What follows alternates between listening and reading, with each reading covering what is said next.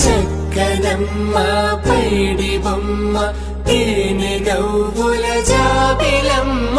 లేని సాకులు చెప్పకమ్మ పట్టువోణి కట్టవమ్మ నాన్నయదపై నిన్నటిదాకా అల్లరి ఆటలు ఆడినా చిన్నారి తల్లి లేత భుజములు నేడు చీరలు మోయునా